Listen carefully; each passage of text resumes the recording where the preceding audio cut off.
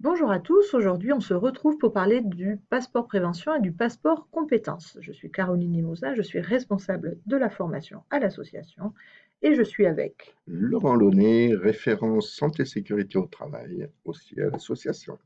L'idée évidemment c'est de venir vous parler aussi de prévention puisque comme le nom l'indique c'est le passeport de prévention dont on va vous parler. Et pour commencer, Laurent, est-ce que tu peux nous expliquer du coup c'est quoi la santé sécurité au travail? Alors, la santé sécurité au travail, c'est avant tout veiller à la santé, à la sécurité des salariés de l'association, en mettant en place des actions de prévention, d'information et de formation.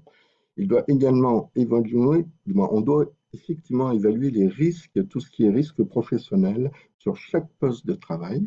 Et après, lorsqu'on les a évalués, on les met dans ce que l'on appelle le DUERP, le document unique des risques professionnels. Alors, à l'AMSAT, concrètement, est-ce que tu as des actions à nous expliquer, des exemples d'actions? Alors, pour vous donner un peu une idée, première action qu'on a malheureusement à faire, ce sont tout ce qui est déclaration d'accident de travail. Cette déclaration d'accident de travail, elle se fait via Internet, mais après, c'est essentiellement un travail d'analyse. On va essayer de comprendre pourquoi le salarié s'est fait mal, comment il s'est fait mal, qu'est-ce qui a fait en fait qu'il est maintenant en accident de travail. Ce genre d'analyse, ça va analyser donc les erreurs qu'il aurait pu faire, l'environnement. Ça, on va en fait analyser Et oui, l'ensemble. un ensemble, tout à fait. Et donc, ça va permettre d'analyser le risque et que ça ne se reproduise plus. Alors, malheureusement, on ne peut pas dire qu'on va éliminer totalement le risque. Ouais. Le risque, on va pouvoir l'amoindrir. Supprimer un risque totalement, Oui. ça serait carrément utopique et j'aimerais, Oui, j'aimerais pouvoir dire ça, mais c'est quasi impossible. Est-ce que tu as d'autres exemples à nous donner du coup sur, bon, on a compris sur les accidents du travail, mais d'autres exemples de ce qu'est la SST à l'AMSAD? Alors, la SST à l'AMSAN, on va la retrouver sur pas mal de petites choses. On va la retrouver au niveau de la communication, au niveau de la formation. Donc, au niveau de la formation, qu'est-ce qui se passe à l'AMSA au niveau SST? Alors, au niveau SST, on a différentes formations qui se font. On a la formation geste premier secours. Sandrine qui s'en occupe et Elodie aussi qui le Ouais. fait de temps en temps. On a la formation mobilisation. Alors, cette formation mobilisation est aussi importante pour toutes les personnes qui vont entrer dans l'association. Ça peut être soit les anciens qui sont là depuis un certain temps, qui ont des remises à Oui. niveau, et après, on peut retrouver aussi tous les nouveaux de l'association. Une personne qui est partie depuis un petit moment pour maladie ou maternité, hein, on est quand même il y a quand même Eh beaucoup de oui. filles à l'association. Là, par contre, passé un certain temps, on l'a fait revenir au niveau de la mobilisation pour justement lui permettre d'éviter de se faire mal, d'éviter des faux mouvements, tout ce qui est TMS, donc troubles musculo-squelettiques, et tout ce qui est port de charge, qui sont essentiellement les deux points qui nous vont créer Un peu. voilà, des accidents de travail. Et là, je crois que sur les nouveaux salariés, on a aussi tout notre service tutorat qui va venir pendant l'accueil aussi faire un peu de prévention et de formation du coup sur la mobilisation, hein. Tout à fait. Toute l'équipe tutorat, elles sont quatre au tutorat, sont à fond dans la SST aussi. Souvent, on parle de tutorat parce que voilà, on voit le côté tuteur, mais elles sont énormément sensibilisées à tout ce qui est SST, puisque justement, elles vont faire travailler les personnes, permettre aux personnes d'apprendre des techniques qui vont leur éviter voilà, de se blesser. Alors, du coup, ça me permet de revenir sur le passeport prévention, parce que, en effet, ce passeport prévention, il a été créé à la base par rapport à une mesure qui a été faite. C'est le plan pour la prévention des accidents graves et mortels, puisque Ça, c'est une mesure nationale, bien évidemment, et ça en fait partie. Alors, il va y avoir deux aspects dans ce passeport prévention. Le premier aspect, c'est accompagner les employeurs dans leur gestion de leurs obligations SST. Tous les employeurs ont des obligations. Là, Laurent vient nous expliquer à l'AMSAD comment ça se passait, nous donner des exemples. Il y a des obligations de formation, des obligations par exemple, tout ce qui est matériel de protection, etc. Il y a des obligations. Donc ça va accompagner les employeurs. Et puis, ça va permettre aussi aux salariés, aux travailleurs de connaître leurs droits et leurs acquis en matière de santé et sécurité au travail. Alors, si on parle d'abord des employeurs, en termes d'employeurs, ça va obliger les employeurs à déclarer les formations qui sont dispensées. Quand elles sont en interne, c'est l'employeur qui va les déclarer. Quand c'est fait par un centre de formation, c'est le centre de formation qui va les déclarer et ça va être posé, entre guillemets, sur ce passeport prévention.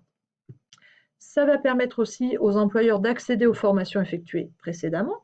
Un salarié qui viendrait postuler, qui dirait « moi j'ai fait celle-ci, celle-ci ».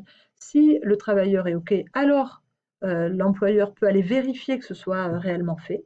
Et puis, ça va permettre aussi, et là c'est Laurent qui va rentrer dans la boucle, de piloter le renouvellement des formations, puisque Laurent expliquait tout à l'heure, il y a beaucoup de formations.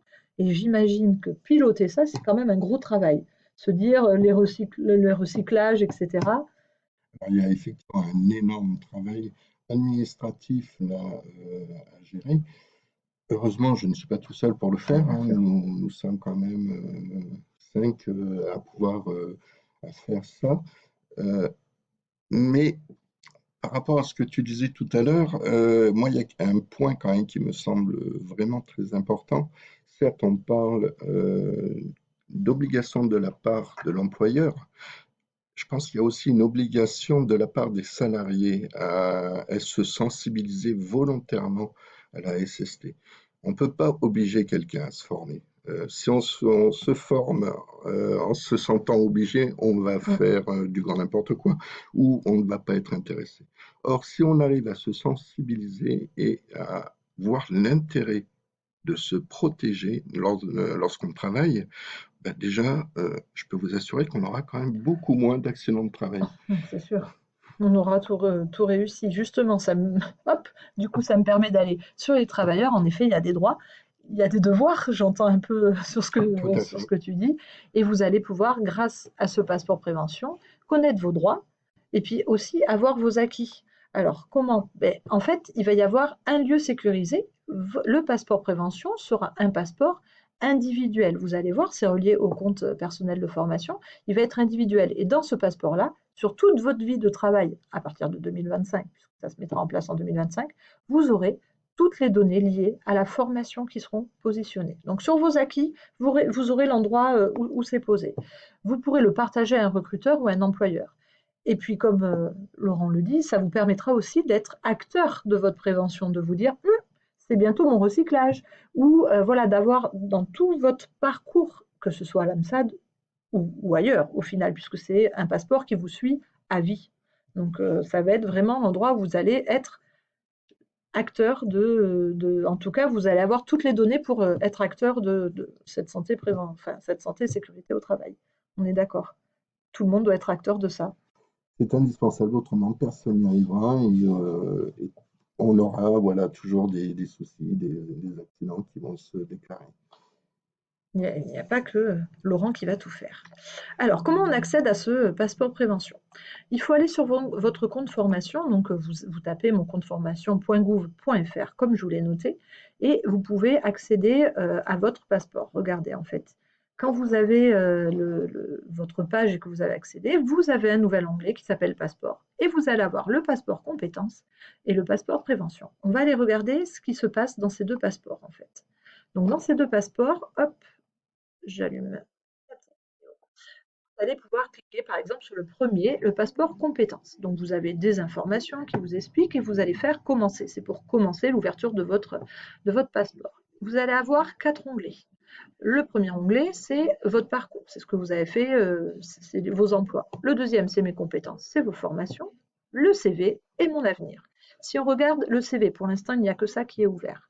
Vous voyez, moi j'ai fait des essais, donc si j'ouvre un CV que j'ai créé, vous allez pouvoir donner un titre à votre CV, vos informations personnelles, vos objectifs, vos expériences. Et ce qui est intéressant, c'est qu'il y a marqué garantie. Ça veut dire que c'est l'employeur qui a déclaré votre emploi. Idem pour les formations. Vous voyez, moi j'ai fait 2 formations, elles sont notées garanties, puisque je les fais via mon CPF, qui est un organisme certifié. Vous allez pouvoir télécharger ce CV.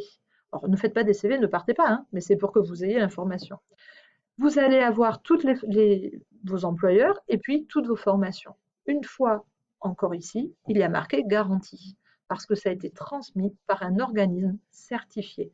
Et ça veut dire que l'employeur, alors aujourd'hui les employeurs ne sont pas encore à jour sur ça, mais prochainement les employeurs seront à jour sur ça et vous demanderont certainement des CV certifiés, puisque là, on a toutes les formations qui sont certifiées et tous les employeurs. Quand vous allez sur le passeport prévention, ça va être la même chose. Mon parcours en prévention, vos compétences et vos formations. Vous voyez, moi, je n'ai pas encore fait de formation, je ne peux pas générer d'attestation. Mais vous, si vous allez cliquer une fois que ce sera noté, vous aurez vos attestations de formation. Ce ne sera plus la peine d'aller demander à tous vos employeurs, tout reviendra sur le même lieu. Alors, que dois-je faire? Je dois, en tout cas vous, vous avez vu, c'était mon compte, vous devez ouvrir votre compte CPF si ce n'est pas encore fait, votre compte personnel de formation. Je vous invite à le faire puisque vous allez avoir d'autres informations, et notamment vos droits à la formation, etc. Vous devez vérifier vos données personnelles. Et pour l'instant, rien d'autre. Pourquoi? Parce que ce passeport prévention, ce passeport compétences, a une ouverture officielle qu'en 2025. Donc, autant attendre un peu. Au moins, allez faire ça, vous allez pouvoir gratter un peu, voir les CV, etc. C'est assez important. On a fini. Laurent, dernier mot de la fin. J'ai tout compris. Bon, C'est déjà très bien. on est bien. Voilà, pour résumer, c'est un passeport à la fois compétence, à la fois prévention, individuel, relié à votre CPF, où vous allez avoir toutes vos attestations accrochées, entre guillemets, avec votre nom et que vous garderez à vie. Donc c'est plutôt bien. Et le côté un petit peu plus pour Laurent, c'est le pilotage de ces formations-là. Donc vivement que ça arrive. Ben, vivement. On vous remercie. Vous n'hésitez pas, si vous avez des questions, à revenir vers nous. Donc Laurent, toi tu es là. Alors, je suis à l'assaut les lundis, mercredis et vendredis. Vous pouvez aussi me contacter via l'adresse mail sst@amsat33.fr. Pour toute question liée à la formation, au passeport de prévention, à l'ouverture de votre CPF par exemple, vous pouvez aussi me contacter, venir me voir, appeler l'association. Moi, je suis là tous les jours, mais le mieux pour toi et pour moi, c'est de nous prévenir de votre passage pour qu'on puisse prendre un rendez-vous et être vraiment là pour vous. On vous souhaite une belle journée. N'hésitez pas, si vous avez des questions, à nous faire un retour à ce mail. Merci beaucoup, Laurent. Ben, merci à toi, Caroline. Allez, bonne journée à tous.